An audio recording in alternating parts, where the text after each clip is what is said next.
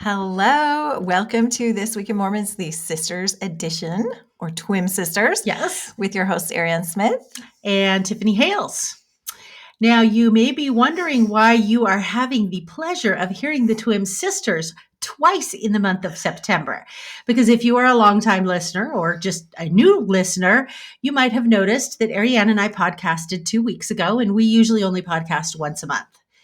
And 2 weeks ago when we podcasted, I had teased that I was going to come on for this week's podcast, and I was going to do a Taffy edition, also known as Tiffany and Friends for You, with my friend David Larson, who is a sports fanatic, and we were going to have an episode that featured a lot of sports-related It's going to be sports themed stories. Yes, sports themes. Well, what we could not predict was the magnitude of the Tim Ballard story and the accompanying snowball that just keeps gaining momentum as it rolls down the mountain. It's been a week. And to be perfectly fair, I would not be able to do the Tim Ballard story justice or do the sports story justice if I recorded them in the same podcast, because there was just so much. Somebody would end up shortchanged. So David and I did record our episode. We recorded it last night. I think it's going to be a great episode. It's actually not going to drop until next week, which generally we don't like to do. Midweek, right? Midweek. But that's fun. That means we get 2 episodes this week. Exactly. And generally we like to drop them right after we record them. But David was leaving today to go out of town, so recording next week was impossible. So you will get your sports episode. It'll be just a little bit delayed. And so I was able to convince Ariane to come on with me tonight so that we can address the Tim Ballard story. And then we're also going to pick up some other stories. We've got a few news stories to discuss. And then, oh my gosh, the Mormons behaving badly. Y'all have been on a roll lately. It goes in clusters. Seriously. We got some updates and Mormons behaving badly tonight. Yes. So all week, Tiffany's texting me, oh my gosh, there's another story. Did you see this? Oh my gosh, there's another story.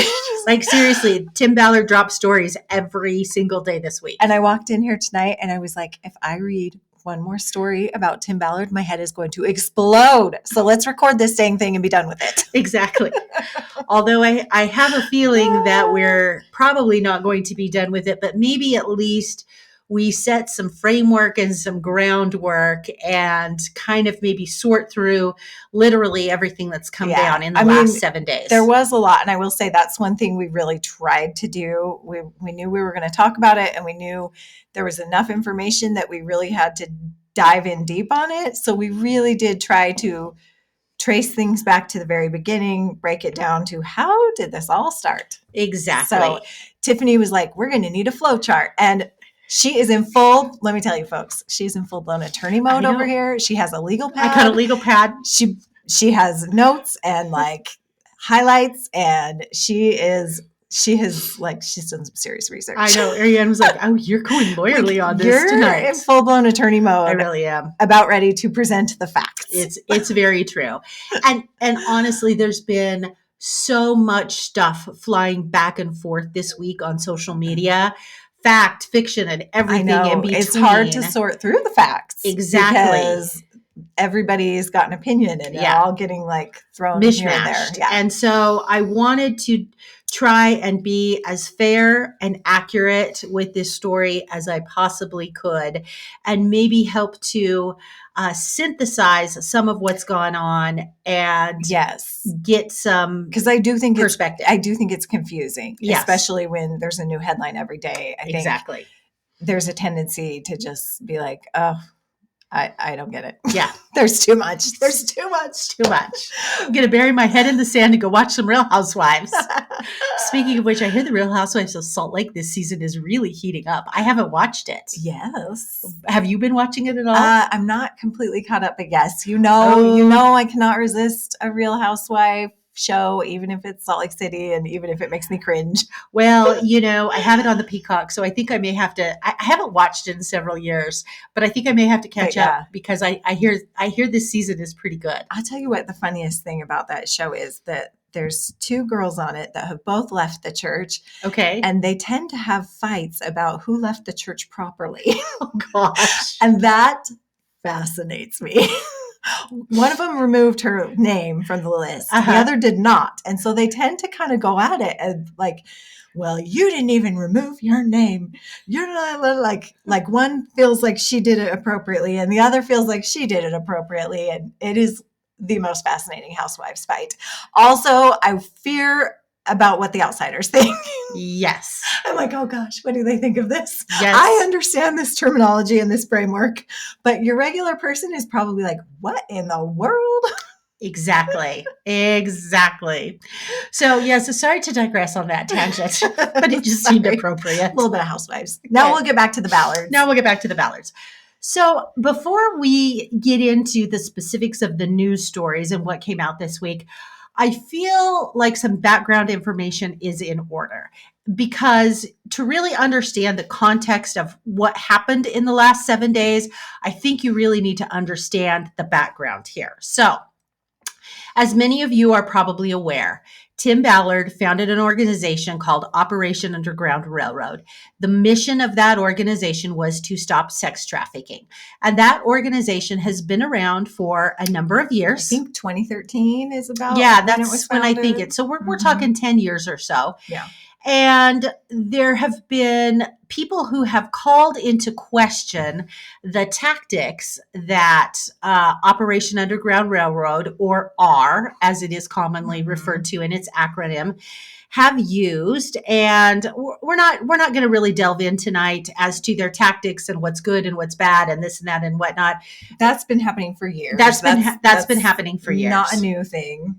Anyway, but as a result of these tactics and some of the negative publicity that he received associated with that, there were some complaints that were lodged against, specifically against Operation Underground Railroad, probably against him too. In any event, those complaints resulted in an investigation taking place in Utah. Okay. Like official through the state investigation. Yes. So this investigation that took place into the complaints related to Operation Underground Railroad and Tim Ballard was assigned to a gentleman by the name of Troy Rawlings, and he is the Davis County District Attorney. And I went to his website because I wanted to know a little bit more about him. He is I would consider him to be a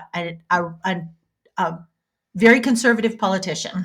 He had a lot of stuff on his website that was, no COVID mandates, no COVID restrictions, no masking, things like that. So I don't think anybody is asserting that Mr. Rawlings is a woke liberal out to get Mr. Ballard. Right. So anyway, this investigation was also done in conjunction with the FBI. So the way that these investigations work, and let me just explain this. I was a prosecuting attorney for 8 years, and so I have a pretty good understanding of how these investigations work. What happens is you get some complaints, you start talking to, the original people that complained, you start gathering some evidence. If you think that there may be some merit to what you are hearing, you issue what is called an investigative subpoena. And you issue that to the organization that you are investigating. So I am presuming that there was some sort of an investigative subpoena that was issued to Operation Underground Railroad that said, turn over your financials, turn over these records, turn over videos. Just they generally are very broad and request a lot of documentation. So all of that documentation then comes in to the FBI and the Davis County investigator who works for Mr. Rawlings. And these are police officers who their job is to sort through everything they have received. So they sort through all of the material they've received. They determine based on what they sort through, hey, who do we need to contact? Who do we need to interview? And then they begin conducting interviews with people. The other thing that they will do is as they are reviewing audios, as they are reviewing videos, the investigators will take notes with regards to the audios and videos that they are reviewing that came in pursuant to this subpoena. So after they talk to everybody and review everything that came in, then they present it to the district attorney, who then decides, based on what was uncovered in the investigation, was a crime committed, and is there enough evidence to prove beyond a reasonable doubt that a crime was committed? Well, this investigation took 2.5 years. It was closed out on March 28th of 2023. And at that point in time, it was determined that there were no criminal charges that were going to be filed. That does not mean that there was not questionable or unethical behavior, but nothing that happened that rose to the level of criminal charges. Right. So once an investigation is closed, all of those records associated with the investigation then become a public record. Anybody can go make a public records request and receive all of the documentation associated with that particular investigation. And that is exactly what Vice News did. So Vice News broke the series of stories about Tim Ballard for the last 7 days. And I want to talk about Vice News for a minute because there's a lot of chatter. They are a tabloid. They are a liberal rag. They're out to get him. Vice News is a liberal-leaning media, but it is no different than Fox. It is no different than Breitbart. It is no different than Newsmax that are conservative-leaning medias. They are the same thing. They just take different slants on stories. So if you're going to call Vice News a tabloid, then you really got to call Breitbart a tabloid because they both do the same thing. Right. They just take different slants. They're reporting facts. Yes. But they have a slant. They have a slant. And both of these news organizations, whether you're talking Fox or Newsmax or Vice News, have to check their facts. They can't just make up stuff. If they report stuff, they have to have some reasonable belief that what they're reporting has some scintilla of truth to it. Otherwise, they will end up in a defamation lawsuit. And if you need an example of a defamation lawsuit, Fox recently settled one with Dominion Voting because they made some false statements about Dominion Voting and their machines. But we're not going to go there. So the point is there is fact checking involved. There is fact checking involved. This is not willy-nilly. Exactly. So they did a public records request. Vice News, they received all of the records pursuant to their public records request. And this is how a story works. Again, I was a communications major before I went to law school, so I understand how journalism and how this reporting works. So what happens is they review all of the documentation that they get. They form a story outline. They identify parties that they would like to speak to. Some parties they need to speak to obtain verification. Some parties they don't. It just depends on the nature of what's in the investigator's notes that they received. And so then they speak with people and then they begin writing their story.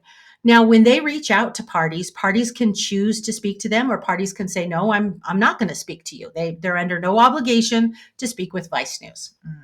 So the first news story breaks a week ago today on September 15th. And this was a news story, again, on Vice News, where it is, according to Vice News, and again, I want to make clear, Vice News's reporting was based on statements that individuals who were associates of Tim Ballard made to the FBI and made to the Davis County investigator. That is where these statements came from. They didn't come from people out. I mean, I don't know these are, I don't know what Tim Ballard's relationship is with the people who spoke to the FBI and the Davis County investigator, but these were people who had association with Tim Ballard. These weren't outside people trying to influence anything.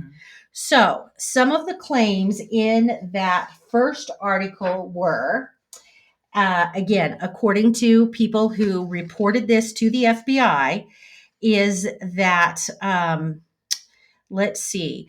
First of all, there were lots of claims that Tim Ballard used Elder M. Russell Ballard's name in his business dealings, and that he had said that he had represented that Elder Ballard was a partner in a for-profit business called Slave Stealers. He viewed a lot of this as we're going to try and get converts to the church. It said that Tim Ballard claimed that Elder Ballard was involved in Liberty 89, a business in Utah whose registered agent is Tim Ballard. Tim Ballard claimed to his associates to have visions and special intelligences of the second coming, and that he wanted to restore America to the covenant. He would say that M. Russell Ballard was a part of Liberty 89. There were also things in there about his use of psychics for these missions and jumps, and that what he wanted to do is Tim Ballard told this again is being reported by Tim Ballard's associates to the FBI, that Tim Ballard would say, "It's my job to use the sizzle of the rescue to lead people back to the Mormon covenant." And that he believed that it was his job to be this famous kind of celebrity that gets everyone's attention, but then turns and leads them to Mormonism. So after Vice News collects all of these statements out of the investigators' notes, Vice News then contacts the Church of Jesus Christ of Latter-day Saints and says, "Look, we have all this stuff here. We're writing an article. Would you like to comment?" Again, a very common journalistic practice. You are writing a story on a subject, you reach out to that subject, you let that subject comment. Mm-hmm. They reached out to the church. A couple of weeks passed, and then they received a statement from the church. And they were just about as surprised as anybody else that the church responded.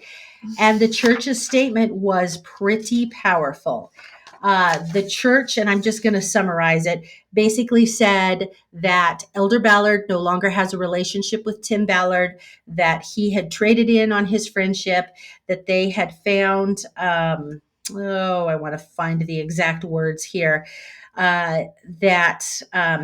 once it became clear that Tim Ballard had betrayed their friendship through unauthorized use of President Ballard's name for Tim Ballard's personal advantage and activity regarded as morally unacceptable, President Ballard withdrew his association. So it was a pretty stunning public rebuke that I think shocked a lot of people. I think people were a bit struck. Like, oh my goodness, this is not just, this is more than just, no, we don't really associate anymore. This is like, no, I cut off association for a reason. Exactly. Mm-hmm. So that stunning statement comes out on Friday and leaves the internet in a whirl, to say the least. One of the biggest criticisms that was going around was, first of all, why would the church make a statement to Vice News and it is not on the church's newsroom site? So it cannot be true because they would never speak to Vice News and it's not on their newsroom site. Well, let's debunk that right now. People, that's not how this game works. There are two different things that I think are getting conflated here. There are statements and press releases. Press releases go on the church's newsroom site. And those press releases, they put them out there. Any media can pick them up, run with it, do whatever they want. That's like, this temple is opening. Exactly. Conference is in 2 weeks. Exactly. A statement is different because a statement is what they make in response to somebody who's inquiring with regards to perhaps some particular article that they are writing. If the church put every single statement that they made in response to an article somebody was writing on the newsroom site, we'd never be able to dig through the newsroom site. And so it is not unusual for this not to be on the newsroom site. So the other thing that happened when people started questioning this is a lot of the local media in Utah started reaching out to the church saying, "Did you really issue this statement?" And what they received back was a copy of the statement. Right. And that statement was sent by a gentleman by the name of Doug Armstrong. And he is in media relations for the church. And it was sent from his church email. And these media organizations said, "Look, we've received lots of statements from him at this email. Right. And we received this one. So we don't have any reason to believe that this isn't this is the guy. This is the guy. This is the statement that they made for whatever reason." So anyway, so that is how that statement all came about. The other thing, too, that I thought was interesting is if the church had not issued this statement, you better believe they would have been Johnny on the spot in boom, retracting. Well, not retracting, but but doing a press release that was issued in the newsroom that said, there is this statement going around that's been attributed to us. Oh, no. Not for 2 seconds are they going to let any statement about anything that didn't come from them sit out there. Exactly. Doesn't matter what it's about. Especially a statement involving the president of the Quorum of the 12 Apostles. Yeah. They're not going to allow a false statement to stand. The other interesting thing that happened last weekend, too, after this statement dropped in the Vice News article, was the church went and scrubbed their website from references and podcasts interviews with him related to Tim Ballard. So again, if you didn't put out this statement, so why are you scrubbing? Just leaves one to pause. Right. Well, and I think one of the favorite articles that I read this week that broke it down so well was on the Fair Mormon website. Fair Mormon did a great job. They did a great Q&A on all of these things. And one of the questions that they answered was, well, what about this statement? Isn't this weird for the church to make a public statement about a person? Like doesn't happen very often, right? That like a normal member of the church gets a statement, but it does happen. And we've had it happen in the past. And they actually broke down several like high profile cases where we've seen this. One is Julie Rowe, who is writing books on like the end of the world. And they had released statements on her at the time saying this is not official, church, because the media had asked them. Well, and what was interesting with the Julie Rowe statement, that did not go on the newsroom site. That statement that they released was in response to a media inquiry, just like the Vice media inquiry. They have also done this for John DeLynn. Again, separating themselves from John DeLynn and also discussing his excommunication. There were questions about that. They've done this with our favorite Ammon Bundy. Our Lifetime Achievement Award winner for Mormons behaving badly. Again, when the media asks them, they have to be like, well, no, he's actually not. We're not friends. And they did it for Sam Young as well. Now, I want to say about John DeLynn, Ammon Bundy, and Sam Young, all of those statements did end up on the church newsroom. But one of the reasons those statements ended up on the church newsroom is they begin the statement. Well, first of all, with John DeLynn, they say, we want to correct the public record. So there was a lot of misinformation going on. And so they just wanted to correct it. Again, goes to our argument of if the Ballard statement wasn't correct, the church would have corrected it. With regards to Ammon Bundy and Sam Young, they say in those statements, we have received multiple media inquiries for a statement on this. So we are putting out a blanket statement on the church newsroom site that covers this. On the Ballard thing, before Vice released their story, they didn't have multiple media inquiries. I believe the multiple media inquiries came up a little bit later on. Right. But in any event. So yes, not a particularly unusual thing. Right. So Friday is when the first Vice News story comes. Sunday, we finally get a statement from Tim Ballard. Now, Tim Ballard is on tour in Boston. He's doing a historical tour back there. He's leading a group of tour people. So he kind of does a little impromptu press conference where his tour people record him and he says, send this to the media. He says, first of all, nothing you hear is true. He said, second, don't believe the statement from the church. And he said, third, he had contacted his bishop and stake president, and they knew nothing about this. So as far as he knows, he's in good standing with the church. So, let's digest that. Yes. First of all, I think your stake president and your bishop are only going to be involved if there's church discipline. Exactly. Which there was not church discipline. This was just the church saying, hey, we're not part of this. We're not actually promoting his organization. Exactly. So no discipline. He's still in good standing with the church. Yeah. Like he's not excommunicated. No. I mean, as far as we know, he's still a member in good standing. So there's no need for it to go through the bishop and the stake president. Also, he's such a public figure. Exactly. The bishop and the stake president don't have the ability to release a news release that will be, this has got to go through Salt Lake. Exactly. They're the ones that are being asked because it has to do with President Ballard. So they're the ones that have to address it. Yes. So now I did a little investigation into this because I asked a couple of people because again, I'm not involved in disciplinary councils. So I turned to two different people that I trust and I got two different answers. It was kind of interesting. So I'm not going to disclose who I turn to, but they are people who, first of all, have held significant leadership positions and have an understanding of how the process works. So the first one that I talked to said, "Oh, absolutely, this would come through his stake president," and was surprised that the church would do this and not have it go through his stake president. The second one said, "No way is this going through the stake president. They're not going to trust something this big to a local leader. Church is going to take care of that themselves." So two varying opinions on that. Well, I think it's so large scale. I could see if this was like Utah only and his organization was not like nationwide or even worldwide. If it was a Utah only thing. Yes. And maybe he was saying this around Utah, I could see where maybe the stake president could call him in and say, "Hey, stop making these claims." But once it's like nationwide and it involves Elder Ballard and it's with a national news organization, you got to bypass the stake president because you got to you've got to speak directly to the news organization that's asking the questions. Exactly. And then maybe you can go back to Tim Ballard through the stake president and be like, "Hey, could you please stop that?" Exactly.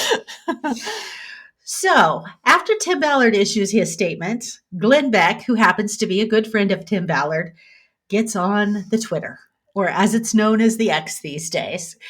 And he makes some very interesting statements on the Twitter. He says, "This story just like everybody's involved. Now we got some Glenn Beck. This is the most random thing." Exactly. "Things my church never used to do. Effectively excommunicate members without giving them adequate notice or opportunity to respond to the accusations. 2, effectively excommunicate church members by means of public statements issued to news media by unnamed church spokesmen. 3, effectively excommunicate members through ambiguous but unquestionable damning statements casually provided to publications that hate the church, its members, and everything they stand for." I could go on and read the rest. I won't. You get the flavor of it. Glenn Beck did take that tweet down about 2 hours later, but I screenshotted it before it went away. That is so funny. So be careful. Think before you tweet or you're going to be removing it. Exactly. 2 hours later. So now we've gotten through Sunday. Let's move on to Monday. So Monday, Vice News drops another story, and Vice News's Monday story is a story on Ballard being separated from Underground Railroad due to sexual misconduct. Now, I want to explain something here. This story is not based on the FBI Davis County investigation. The FBI Davis County investigation did not focus on any sexual harassment issues or anything like that. So the information for this story did not come from that investigation. Which now this makes sense to me why they did a separate article. I mean, they did a new article every day of the week. So clearly they're breaking this down. But it makes sense to completely keep this separate. Different source, different subject. So we knew or had heard in June, about 2 weeks before The Sound of Freedom dropped, the movie opened, that Tim Ballard had been separated from OUR. And it was just quiet. All we knew is they'd been separated. Nobody was talking. Right. Well, now we know nobody was talking because everybody signed non-disclosure agreements to not discuss the circumstances behind his separation. So what ended up happening was there was an anonymous letter that was being circulated through the philanthropic community in Utah that outlined all of these sexual allegations against Tim Ballard, saying this is why he was separated from OUR. Allegedly, what occurred was he was on one of his jumps or one of his missions, and an employee of OUR came back, complained to the HR department about what she felt was some inappropriate behavior by Tim Ballard. An investigation ensued. As they conducted that investigation, as is very common, more and more people came forward making similar allegations. I think they said maybe 7 women. Up to 7 women that were OUR employees. That doesn't include the volunteers and things like that. The allegations were, how far are you willing to go to save kids? Will you share a bed with me? Will you shower? We need to make it look like we're married. I didn't see anything to say that those activities actually happened, only that there was discussion that this might need to happen. There was supposedly a picture of him in his underwear that was sent to somebody. Anyway, this to me is more problematic than the stuff related to the investigation. And it's problematic for a number of reasons. You do have this anonymous letter going around, making it kind of somewhat difficult to verify. But at the same time, and I definitely want to say, false allegations happen. That there is no doubt that false allegations happen. But to have 7 people make kind of similar and the same false allegation, and again, these are people who are employed by OUR. These aren't outside people; these are inside people. So I don't know really where I land on all of that, other than it just feels icky. I know it's a tough one, and it's, it's hard because it's anonymous, but it has to be anonymous if they've all signed NDAs. Also, they probably want it to be anonymous. If this really did happen and you're coming out and saying it, I mean, we've seen how people are coming for anybody who's attacking him. Like, he has very loyal followers. Exactly. I mean, if it were me, I would not want my name associated with it at all. Because you could have some serious concerns for your personal safety. Yeah. And just your mental health. And so it's, it's going to have to be anonymous. Exactly. So yeah, it's not good. Exactly. So then what happens is there's a statement in the article from OUR, and the statement from OUR says, we denounce any sexual abuse were committed, etc. They say to preserve the integrity of its investigation and to protect the privacy of all persons involved, OUR will not make any further public comment at this time. Interesting.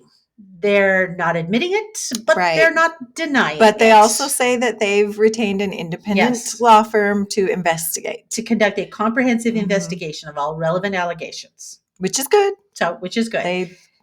They need you. So that is their statement. And then later that day on Monday, Tim Ballard releases another statement. This is written. Now, when he left OUR, he started this thing called the Spear Fund. And the Spear Fund does identically what OUR has been doing. It's his new organization. Again, it leaves me scratching my head. If you've built up this really successful organization for 10 years, why are you leaving to go start a new one? Clearly, somewhere along the line, there are some issues. So anyway, so he starts out and he says, first of all, he starts out in this statement that he releases to the Spear Fund, starts by addressing the statement from the church. Okay, we lost connection for a second, but I think we're back now. I think we're back.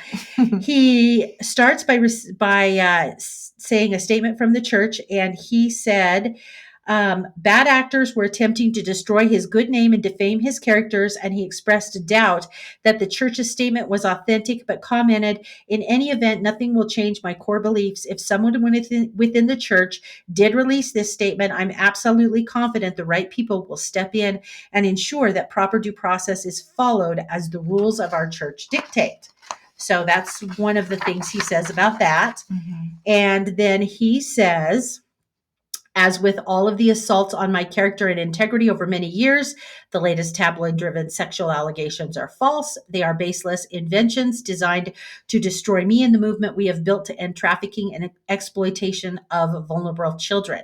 He said, during my time at OUR, I designed strict guidelines for myself and our operators in the field. Sexual contact was prohibited. I led by example. Given our meticulous attention to this issue, any suggestion of inappropriate sexual contact is categorically false. Here's what's interesting about this. You could sexually harass someone with statements that you make and not have sexual contact. So he's denying sexual contact. Well, and none of the original allegations were actual sexual contact, right? Exactly. They were that he was making statements. He was trying to coerce them. There was nothing that said anything was followed through on this. So just my lawyerly wordsmithing of this goes, well, Mr. Ballard, yes, maybe you didn't engage in sexual contact, but that's really not what the allegations were.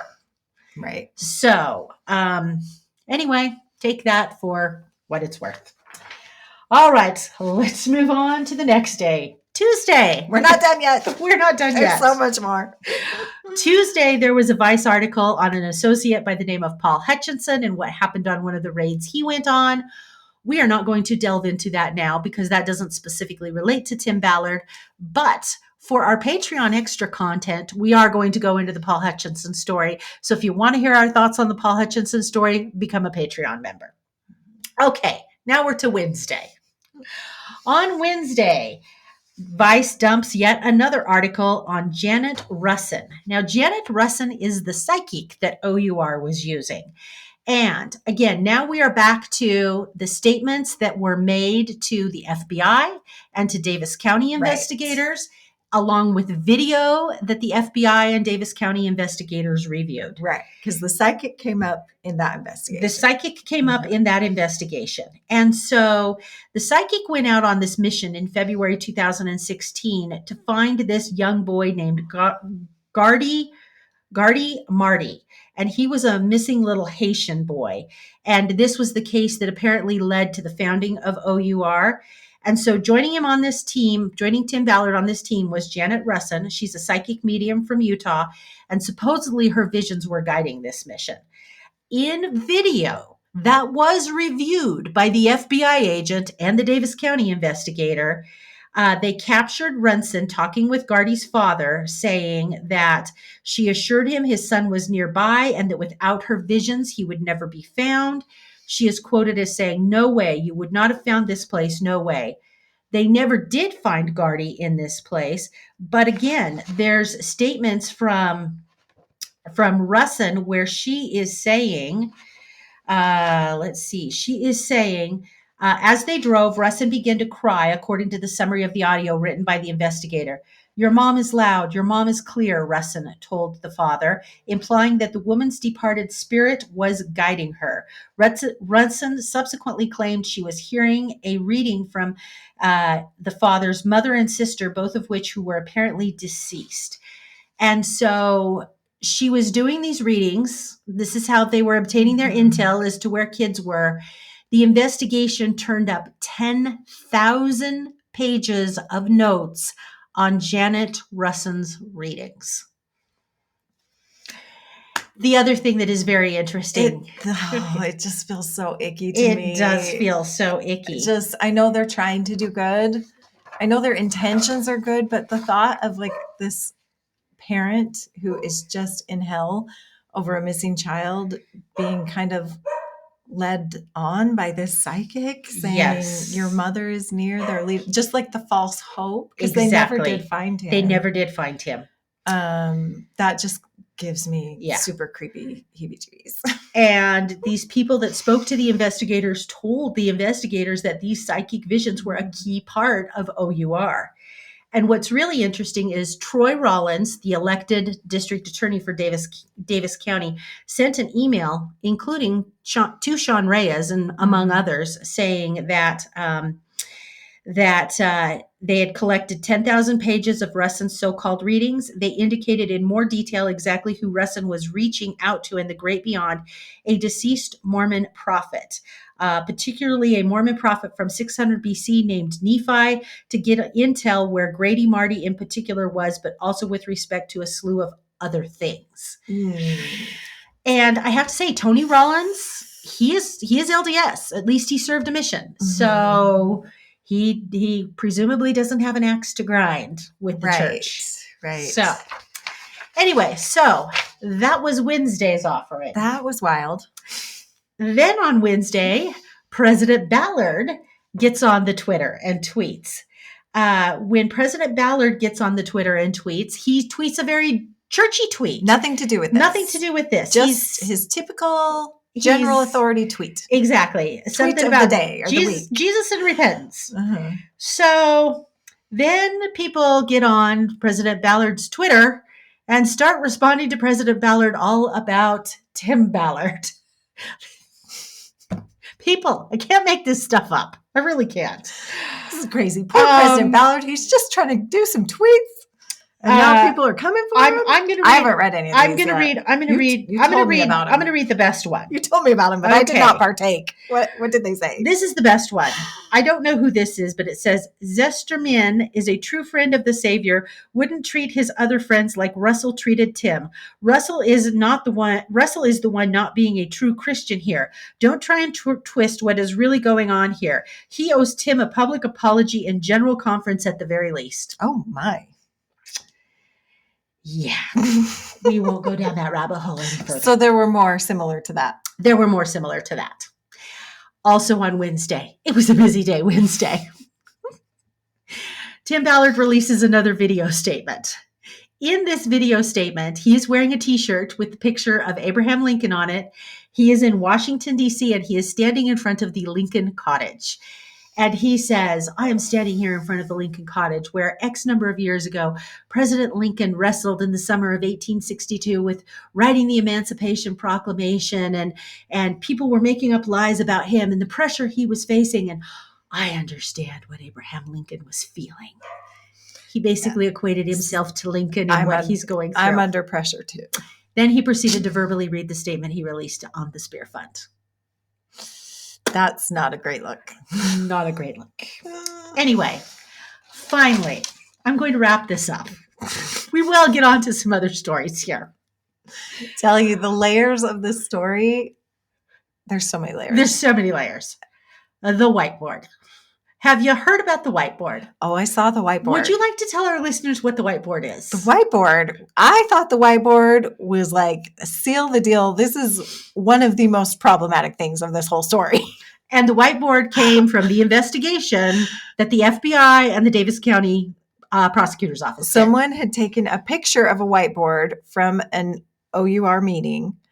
And on the whiteboard, there were arrows and words and drawings and boxes, but it was basically a business plan. It was a business plan. And like his vision, like long-term vision. And he wanted to monetize for profit his name and what OUR was doing. Yes. And how he was going to do that. OUR was going to remain a nonprofit company, but there were going to be for-profit companies, and they were all going to funnel back and forth. And at the very top of the board is a for-profit company called Slave Stealers, I believe. And there were 3 people on there. I can't remember who the first one was. The second one said Tim Ballard, and underneath that it said M. Russell Ballard, but in parentheses it said silent. Right. And then it had the words, take the sizzle, or what was the sizzle? You got to find the quote. Yeah, something about the sizzle. Take the sizzle and exploit it, or something like about the sizzle that they've got around these rescues. The rescues, and convert it to bringing people to the covenant. Yes. So the end game plan is we're going to take this fire and we're going to bring people to God. Exactly. Bring people to the LDS church. Exactly. I don't know. It's not good. Yeah. And I could go in. It's a picture. So it's just so interesting to see the photo, because you can hear someone say, oh, this was his long-term plan. And you can say, yeah. That's a bitter ex-employee. But when you actually see a picture of the whiteboard that they had in the investigation, it's like, oh, this really was discussed in a meeting. Yeah, exactly. So I don't know. It's a lot of information. That is where we're at 1 week later. I mean, in Ballard versus Ballard. My recommendation is to read the Fair Mormon News article. That has a great summary. If you feel like you need more, maybe this was enough for you. Maybe this was too much for you. This could be entirely too much for almost everyone. I know I've, like I said, my head is about to explode with it all. The whole thing's really interesting. It's going to be interesting to see it develop. We didn't even mention the Senate race. Oh, yeah. He's considering running. Rumor is Tim Ballard is considering running for Romney's open Senate seat. And the rumor is he was going to announce, or is planning to announce, on 10/10. We don't particularly understand what the significance of why he's going to announce on October 10th, but that's what the rumor is. So there's a lot of his, loyal followers of him that are then saying, well, this is a political conspiracy right before he's about to announce he's going to run. It's just a real mashup of faith and politics, and it's real messy. It's just the comments online are bananas. They're all over the place. I have to tell you one of my favorite ones. I read a comment where somebody said that the reason the church issued the statement that they did was Romney had infiltrated the brethren, and Romney had convinced the brethren that they needed to issue a statement because Romney doesn't want Tim Ballard in his Senate seat. Romney's pulling the puppet strings. Romney's pulling the puppet strings. I don't know about that. I was laughing. I'm like, Romney has more money than all of us. He's got exotic vacation homes in all sorts of locations and bunches of grandchildren. I'm pretty sure the only thing Mitt Romney wants to do is hang out at his exotic vacation homes, play with his grandchildren, and spend his money. Right. I think he has pieced out and he's done. I think he's a smart guy. Exactly. So, yeah, I don't know. The whole thing is just really icky, and it makes me sad because, I mean, here's an organization that I believe started with the intent to good intentions to do so much good. And there's a lot of question about whether they were using the right methods to do that good or not. The right methods to do that good. That's up to people's personal judgment on who they're going to donate to and who they're going to get behind. But I think where this gets really tricky is this particular subject with sex trafficking and especially children is just such a heated, sensitive topic that everybody feels very passionately about. And I think it's causing a lot of people to really come hard. Anybody that comes against him, some people are saying, well, you're just against. You support the pedophiles. Right. And that's not it. You can have both. You can be against child trafficking and also understand that there are flaws in an organization. There are lots of organizations. They are not mutually exclusive. Right. You can have it all. And there are so many organizations that are doing good. Like this isn't the only one. Yeah. There's many that you can support, and you can still be a supporter of ending child slavery and sex trafficking and maybe not a supporter of this, or you can support this, but not support what Tim Ballard himself is doing. Yeah. I don't know. Yeah. It's just very convoluted. And I also think in some of his statements, I feel a little bit like he hides behind that. Yeah. It's a bit of a shield for him. Exactly. Like, I'm trying to save the children. And people are coming after me for just trying to save the children because there are pedophiles everywhere in every layer of government and civic organizations and corporations. Right. So it's not, it doesn't have to be so polarizing. We can all want to save the children, but we can call out something when it's not working properly. When it doesn't pass the smell test. Yeah. So. Well, I'm quite positive we have not seen the end of this drama, and there will probably be more to come. It will be interesting to follow it. I hope that it does not come as fast and furious as it came for the last 7 days, because it's been a lot. It has been. Well, and it'll only be a couple weeks before we get this supposed Senate announcement. Exactly. So we'll see what happens with that. Well, believe it or not, there was other church news this week. There was. I really didn't see any of it. I was so distracted. Wasn't a lot. Well, first of all, big celebration yesterday, 200 years since Moroni came to visit Joseph Smith. David and I talked about that when we recorded, so you can catch my analysis of that when the recording that I did with David drops. But in other news that broke, as you are aware, we have service missionaries. Service missionaries are an opportunity for someone who may not be successful in a proselytizing mission to be able to go out and serve a mission. And so the church has announced a change that young service missionaries can be integrated into teaching missions. So while you may be doing your service thing during the day, maybe at night you are going around with the proselyting elders and teaching. So that is a big change for the service missionaries. Okay. That will begin in January of 2024. That seems like the best of both worlds. It does. Now, this is a really cool one, but I'm pretty sure the tickets are already gone. Oh, So the orchestra at Temple Square does a fall concert. And this is the first concert that they have done since just the orchestra, not the choir, just the orchestra, since the COVID-19 pandemic. And their concert is scheduled for Friday, October 27th at 7:30 p.m. in the Salt Lake Tabernacle on Temple Square. Now, here's the cool thing about this. If you get a ticket and you attend the concert, that automatically gives you a ticket to the hard to get Christmas concert. You get two? That doesn't seem fair. You get a twofer. You go sit and listen to them in October. You automatically get a ticket to the Christmas concert. And as you know, getting tickets to the Christmas concert, like that's harder than getting a Taylor Swift ticket. Is this because they're not getting the turnout they want for their orchestra? That's kind of what I'm guessing. But here's the clincher. Not only do you have to show up to the concert, you have to stay the whole time because you don't get the Christmas. They pass them out at the end. They pass them out at the end. Smart.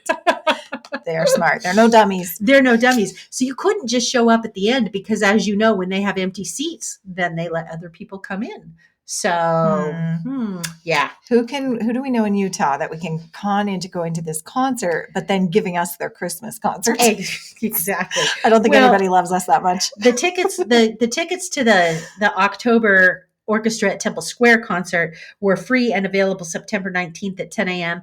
We're sitting at September 22nd right now. I'm pretty sure they're all gone, especially when you know that you get the extra perk of the Christmas concert. That's some good motivation. That is some really good motivation. I wish I had seen this on September 19th. I might have decided I really like the orchestra at Temple Square and I want to go down that weekend. All right. Then we have kind of a sad story. We have a full-time missionary from Washington. She was serving in the Philippines and she died. Her name was Sister Taylor Erin Ma. She was hospitalized following an illness, and it's really undetermined what caused her death, but very sad. She was in the Philippines Angelus Mission. And I have to say, I have a couple connections to that mission. The new mission president in that mission are the Binghams. And they they still technically have a house in my stake, but they began serving their mission in July. And an older sister from my ward just received her mission call, and she's going out there as a service missionary to help the Binghams. Oh, that's so sad. It is very sad. Our hearts go out to Sister Ma's family because that's just tragic. Yeah. All right. As if we haven't had enough of Mormons behaving badly, I'm going down the rabbit hole. Like she said, it's been a week. It's been a week. They come in clusters. They really have. They do. It's like my house problems. They come in clusters. Exactly. So I have one news story and two updates. News story. Former deputy district attorney appears in court in child sexual assault case. Oh, I saw this one. This is awful. This is a gentleman by the name of David George McConkey. So I guess I don't have to tell you from the last name who he might be related to. Right. He is a grandson of Bruce R. This happened in Colorado. He is an attorney over there. He is also a former stake president over there. He is charged with one class 3 felony for sexual assaulting a child from 2004 to 2013. That's awful. So, yeah. Not good. All right. Let's move on. Let's go back to Utah. Let's go back to Ruby Frankie. She is our 8 passengers van woman. Right. Who allegedly abused her children. And there were 2 stories that came out on her this week. First of all, there was a hearing for the custody of her children. Her children, her minor children, are currently in the custody of the Department of Child Protection Services, and so they have to have a hearing to determine who is going to ultimately have custody of these kids. The father in this case wants to have custody of the kids, wants to prove to the court that he is a good parent. Also involved in this is their oldest daughter, who is an adult. I believe she's 20. Her name is Sherry Frankie. So this case isn't sealed yet. And the hearing that they had this week was whether or not to seal the case. Sealing the case could potentially kick Sherry Frankie out. But the dad says, no, if you're going to seal it, let Sherry stay because, she's involved here. Anyway, we have a connection to this case as well. I've known this for a while.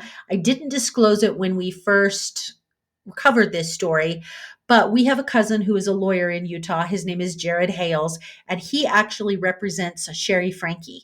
And so he called me this week and he said, do you have TikTok? And I said, yes. And he said, get on your TikTok right now. I'm viral.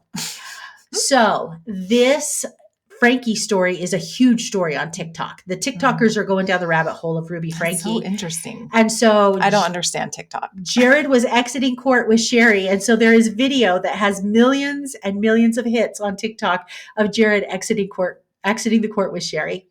So I gave him some pointers. I said, every time you go to court, you're going to be on TV. Here's what you did good. Here's what you did bad. See me for media relations. So nothing was decided. Nothing was decided. They just decided that the daughter can be involved. Well, they didn't decide yet. The judge told the attorneys, everybody write me a brief, because the attorney for the children, the minor children, says, no, seal this. The judge told all the attorneys, everybody's going to write me a brief on whether or not this should be open or closed, and then I'll make a decision. Then he'll decide. And then we'll know if we get to see Jared on TikTok anymore. Exactly. The other story that came out this week involving Ruby Frankie is they released the warrant that they used when they arrested her. We heard the story about the child getting free. Mm-hmm. Well, what is even more horrific is this was awful. The victim informed the officers that Jody put ropes on his ankles and wrists, and then they used cayenne pepper and honey to dress his wounds and put duct tape over that. This is horrific. This is so awful. It's worse. I mean, we knew it was bad, but it just gets worse and worse. When you don't think it can, it does. Okay, my final Mormons behaving badly update.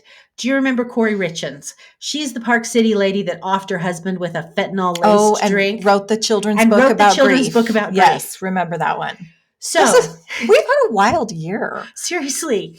Mormons, get your act together. Okay, sorry. Go ahead. So, what's new with her? Here's what's new with her. She had some sort of medical episode. As a result of that medical episode, they had to search her cell. In the process of searching her cell, they find this 6-page letter that she wrote to her mother, instructing her mother to go tell her brother how he is supposed to testify and what he is supposed to say in court. Oh, man. That's called witness tampering. So they brought a charge of witness tampering against her. Now, her lawyer said, oh, no. This wasn't a letter to him. Mm-hmm. She was actually working on a book. This is part of a novel that she's writing.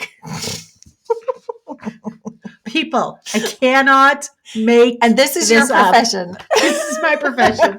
I know. I should just go bury my head in the sand right now.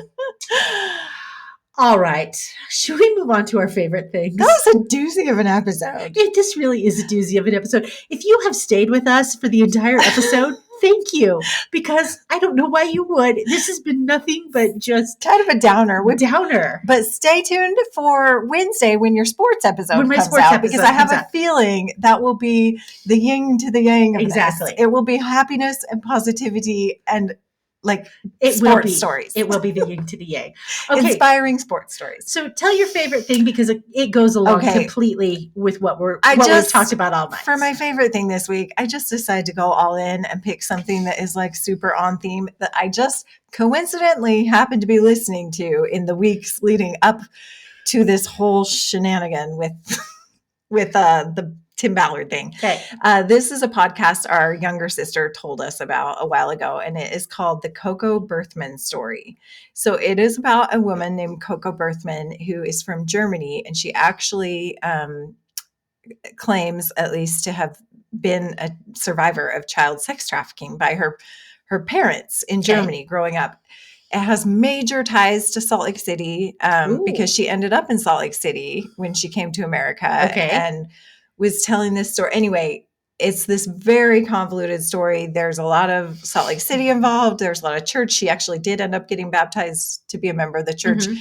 There's a Tim Ballard reference in one of the episodes. Tim Ballard's associate, Paul Hutchinson, he comes up several times. He's interviewed in this. They're entangled in her story. So basically what happened is people are unsure which parts of her story are true and which aren't true. So the reporter doing this podcast is trying to get to the bottom of it. Because she has clearly fabricated some things. But nobody knows if she's fabricated all, some, part. And I'm not done yet. Like, I think there's maybe one more episode I haven't listened to. But it's basically kind of like a do we believe, do we not believe kind of a thing. And I don't think there's going to be a clear answer, which is often the case with victims, and Exactly. you want to believe them. So it's not giving you answers. It's one of those annoying podcasts where I'm pretty sure by the end I'm going to have to you're just going to have to come to your own conclusions. You are so on brand tonight with our podcast. I just can't believe how on brand you are tonight. As I was reading these Tim Ballard articles, I was like, I know that name. That Paul Hutchins guy, I just heard him in this podcast. Anyway, it's really interesting. And it really does, it's very thought-provoking as to how do you believe, what do you believe, and giving the benefit of the doubt. And obviously a survivor of childhood trauma has issues. So, yeah, who's to say that she's not telling at least a partial truth? I don't know. Yeah. It's quite the convoluted story itself. Well, I'm going to have to put that on my playlist for walking because I'm in the mood right now. Also, while I'm here, I need to issue a public apology for my... Oh yeah. For my favorite thing I picked last month. 1923.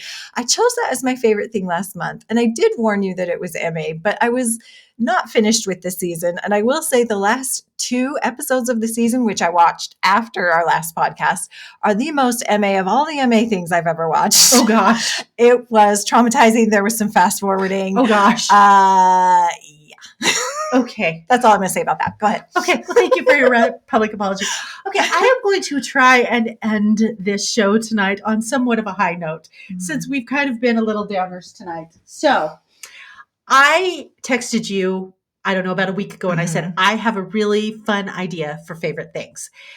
We obviously bring our favorite things, but I said we ought to incorporate a new segment, or a segment that we do every once in a while called Could This Be Our Favorite Thing? Right. And what I suggested to you is I said, let's bring some food item that is like a new food item, a food item we've never tried, and let's try it on the air and decide if it's our favorite thing. Yes. So here is my offering. And I sent you a picture of this. This is Ding Dongs times Twinkies. So it's like if Ding Dongs and Twinkies had a baby, this is what it would be. I think I'm on board with this. So it looks like a ding dong. It's the shape of a ding dong. It has the innards of a Twinkie, and then it's covered in the chocolate that the ding dong is. This is a new offering from Hostess. And so I thought that you and I could try this on the air tonight. Yes. We could decide, is this a favorite thing or is this not a is favorite it, or thing? Is it not? All right, bust that out. Okay. So I think it looks very promising. I think it does too. I think that this will kind of maybe be a new fun way to. I also failed to understand the assignment and did not bring a food item. But you know what? That's okay because your podcast, again, was so on brand. It was on brand. Okay, so there's that. So let's open them. It looks like a ding dong. It does. Ding dongs are chocolate inside, right? Ding dongs are chocolate inside. Yeah, it's good. It is good. It's like a chocolate covered Twinkie. Do they make chocolate covered Twinkies? You know, they used to. They were called a chocodile. This is actually better than a chocodile because I always thought the chocodile, that the sponge cake inside felt a little dry. This sponge cake is actually pretty moist. Yep. I'm kind of impressed. This is a favorite thing. This is such a favorite thing. 5 stars. 5 stars. Okay. Recommend. All right. Okay. We made it. We made it. I probably shouldn't have taken that bite before I closed out the show. Let me take a swig of the DC here. But we made it, and thank you for listening if you've made it this far. We really appreciate it. And as always, you can find TWIM on all the social media platforms, Facebook, Instagram, X. And then, of course, if you have any comments about the show, you can reach out at contact@thisweekinmormons.com. And somebody will get back in touch with you. We routinely get stuff forwarded to us where listeners have commented, and we really appreciate those comments. And as always, if you wish to support the show, you can become a Patreon subscriber. Donate a couple bucks a month. You'll get some extra content on Patreon, and we really appreciate that. And have a good night. Oh, wait a minute. No.